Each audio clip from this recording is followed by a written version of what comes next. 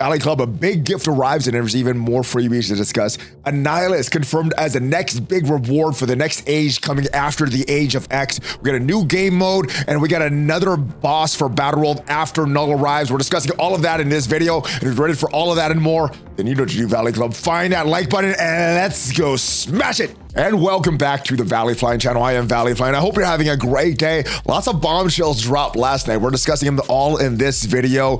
Annihilus confirmed as the next boss for the next age after the Age of X. We got a new game mode. We got another boss for Battle World after Null, and we're discussing it all in this video. If you get some value from this video, hit that like button, hit that subscribe button, and ring that notification bell if you want to get notified as soon as a brand new video goes up on this channel. We have at least 5 Marvel Strike Force videos every single week on this channel. Well, let's jump into the game because some compensation arrived last night. Bunch of things here, and what the devs say, we're aware some players are struggling to complete the February month-long event like World War Olympus. We know you've been playing hard in features like Battle World and War this month, and we want to make sure that players are able to complete the milestones. We're setting all players the following: the Zeus's Thunderbolt, that should have already arrived, the Cupid's Bow, Captain America's Shield, and the Falcon Wingsuit. The March meta themed around the 7th anniversary. We have easy to fulfill engagement requirements for all players of all types. You can engage everything at your own pace. I think this is great. I think the events have become way too complicated and way too difficult to finish. Not a lot of room for error if you don't finish it. But yeah, you should be able to finish all these World War Olympus milestones. Really, really good stuff. No need to spend all that showcase energy to complete the web milestones because it would only be for this stuff and some silver and gold promo credits. But now that we have this stuff, don't need to spend that showcase energy, which is a good thing. And we got some free claims on the web right now. Make sure you don't miss this. We got some campaign energy and some ISO aid energy. And there is these free claims as well for some absolute A-Force orbs and some milestone points for the milestone going on the web right now as well. And a brand new episode of Strike Spot went live last night. Pathfinder was interviewing Ryan Jacobson, the general manager of Marvel Strike Force. And yeah, he was discussing a bunch of things. The first thing that he discussed is Battle World. And this is what he has to say about Battle World. When we created this mode, kind of the boss fights themselves, I get really excited for. We know it. We don't always want it to be kind of a big baddie. So I think I can let you know that the next one will be kind of a different side. We'll be fighting a good guy. And I think one of those hero fights that I'm expecting will be pretty epic. It is a pretty relevant character that's going to be coming in. He's going to be coming into the MCU this year as well. Someone that I get really excited for. So I think the next iteration hopefully gets people, pumped up for what we come out with. I believe it's going to be probably around September. So there's 2 main hints that I heard in that clip. One, the next boss of Battle World is not going to be a villain. It is going to be a hero.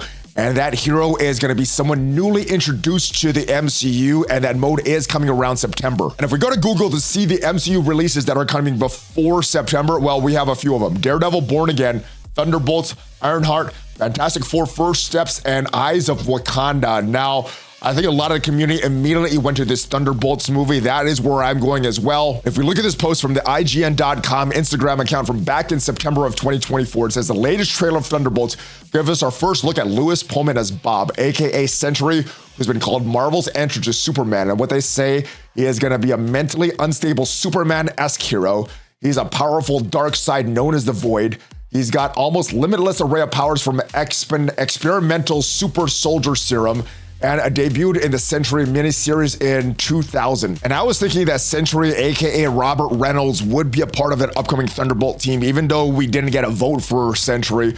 Well, it looks like that is not the case. It looks like he's going to be the next Battle World boss, and that is how we're going to earn our charge for Sentry.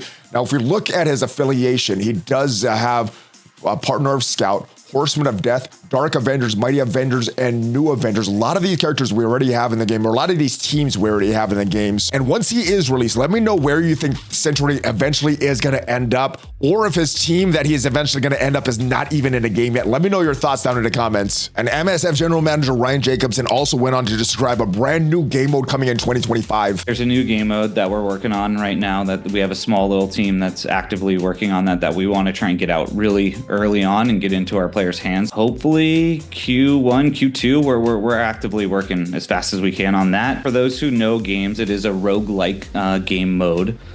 So if you know what that is, you might be pretty excited, but I think it's going to be a cool little experience where it's going to feel different and unique every time you go in. You're going to kind of build up your roster, and you're going to have new fun ways to play with kind of our characters in ways that you've never done before. And I hadn't heard of a roguelike game mode before. I had thought it had something to do with a character rogue, so I looked it up, and this is what the AI overview from Google says. A roguelike game refers to a style of game where the player character typically starts from scratch each time they die, with a procedural generated levels, turn-based combat, grid-based movement, and often features permadeath, meaning progress is lost upon death. All based on the original game Rogue from the 1980s. Essentially, it's a game focused on repeating attempts with randomized elements and a high challenge level where learning from each failure is a key to progression. I think that sounds very, very fun in Marvel Strike Force. Let me know your thoughts on it. I know there's some game modes similar to this in other games that I've played, but Marvel Strike Force, this would be a welcome addition, in my opinion.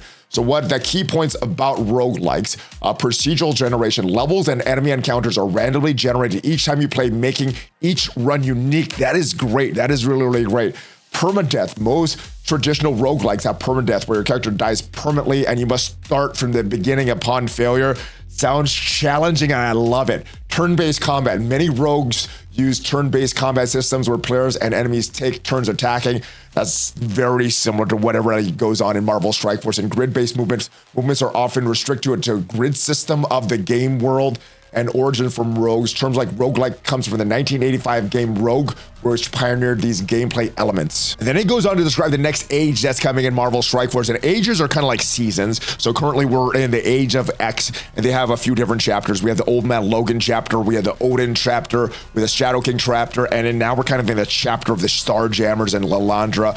Previous, we had the Age of Mephisto. We didn't have anything for Super Skrull, but before that, we did have the Age of Apocalypse, where we had the 4 different chapters of each horseman. So that is what these ages are like. And he says the next age, there's going to be some big changes coming to the next age. And he talks about who that character is. It's going to be the Age of Annihilus. We want to kind of, ping pong off of a kind of hero, a villain, and I think Annihilus is one of those really cool characters who people who know, especially the comic book lore, right? We're going to also try and stick a little bit more to kind of some cool narrative around him.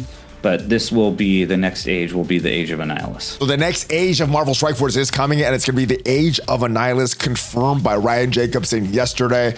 Now, I don't know too much about Annihilus, but from what I know, he's very, very strong and really, really cool looking. Annihilus is an interdimensional insectoid conqueror and tyrant hailing from the Negative Zone, a pocket dimension located on Earth 616. If we look at the first appearance, it is all the way back in 1968, August of 1968, of Fantastic Four annual number 6. So really, really old character in the Marvel universe, related at least initially to the Fantastic Four. Let me know your thoughts on Annihilus finally coming to Marvel Strike Force. Is this a good thing? It's a bad thing? Let me know your hype level. And he goes on to discuss the release method for Annihilus, which should be different than the previous Dark Dimensions. And we already know that Professor X's release method will be a little different than previous Dark Dimensions as well. It does mention here in the 2025 preview that it's going to be a release method with 60 plus mission nodes with increasing difficulties. So let me know what you think this is going to be for Professor X, but let's go see what Ryan says about Annihilus. We want this experience to feel a little bit different than the kind of traditional, normal Dark Dimension that everyone's used to, but I would say it's going to be a drastic difference from anything any player is used to that's played this game for any amount of time. So very, very different release method for Annihilus. Let me know down in the comments what you think that is going to mean, and let me know what has you the most hyped. Is it Annihilus as the next age? Is it the next boss of Battleworld being a hero, probably being Sentry, or is it this new roguelike game mode that is coming Q1 or Q2 of 2025? Hopefully you got some value from this video, and if you did, leave it a like. And if you want to see what are the hidden gems in Marvel Strike Force, the characters that you should be building, check out the video up there, and I'll see you guys next time. Have a great rest of your day. Have a great weekend. Hulk fist bump, ValleyFlyin out.